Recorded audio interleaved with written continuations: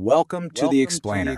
Today we're tackling a huge question, one that really gets to the heart of what it means to be human in the 21st century. See, a whole bunch of research is starting to suggest that after centuries of incredible progress, we, Homo sapiens, might have finally hit a wall. Okay, so let's just dive right in. To even begin to understand if we've hit some kind of plateau, we've got to look back and really appreciate the incredible mountain we've just climbed.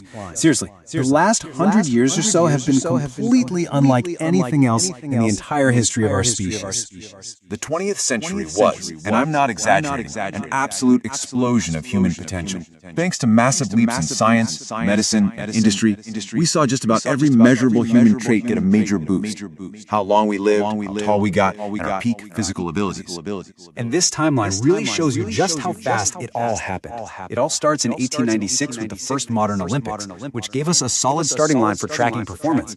Then boom, discoveries like penicillin in 1928, and later the Green Revolution in the 60s, they completely changed the game. And the result of all that progress?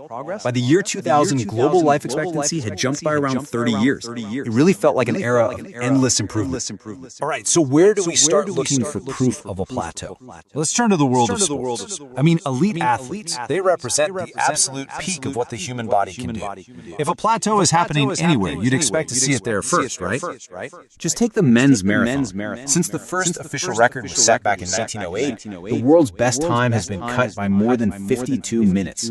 That's an absolutely staggering leap in what is arguably one of the ultimate tests of human endurance. But here's where it gets really interesting. Take a look at these graphs. Each of those dots is a top athletic performance in a certain year for both men and women. For decades, you see this sharp upward climb.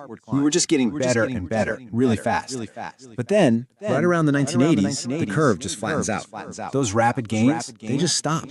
And here's the crucial part. Even with all our advances in science, nutrition, and training, progress has slowed to a crawl. The analysis suggests this isn't just some temporary dip.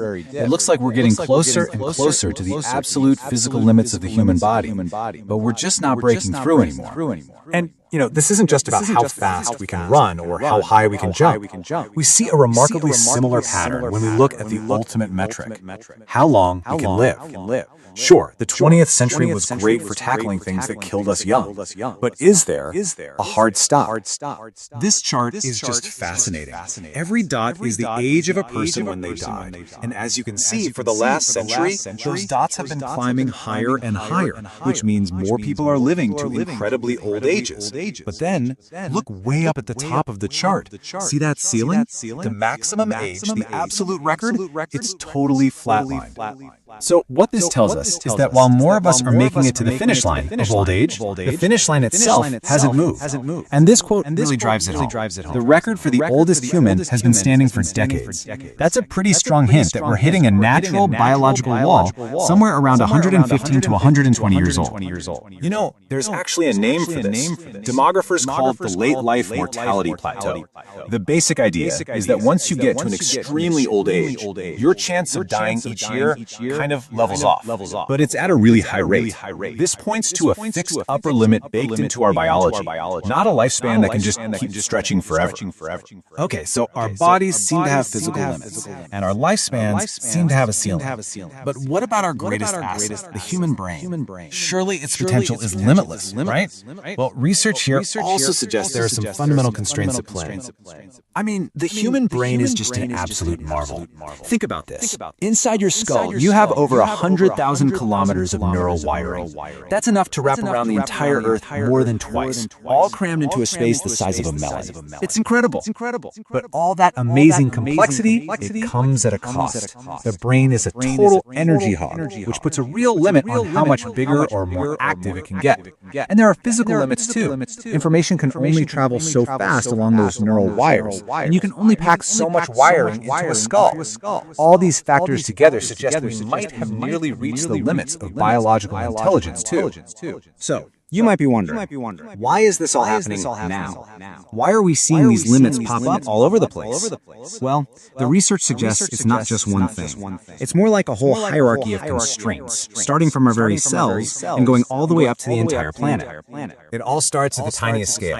Our cells actually have a built-in limit on how many times they can divide. Zoom out and you see that our bodies have clear structural limits. Then there are the evolutionary trade-offs. Walking on two legs, for example, was a huge advantage, but it also put a lot of stress on our skeletons. And now, for the first time ever, we've hit the final level, the ecosystem. We ourselves are now a force of nature, literally changing our own global environment. And this is the real game changer here. For basically all of human history, our limits were set by the environment around us.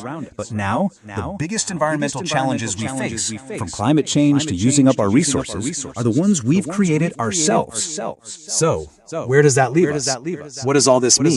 If we really are reaching our natural limits, we have to start asking some pretty deep questions about the future, especially for a world that's built on this idea of constant, endless progress. The whole conversation starts to shift. On one side, you have our biological limits, these natural ceilings. On the other side, you have the promise of technology to help us smash through them, creating what some scientists call manufacturing types, using things like genetic engineering or advanced medicine. But as the research cautions, even these technological fixes could have their own unexpected problems. And that really leaves us with a final massive thought. We are the first generation to be truly aware of these biological boundaries. As we stand here on this Great Plateau, it leaves us wondering, is the next great frontier for humanity not about pushing outward, but about understanding and navigating the limits that are written into our very code? Are we about to engineer our way to a new peak, or are we just finally learning the true definition of being human?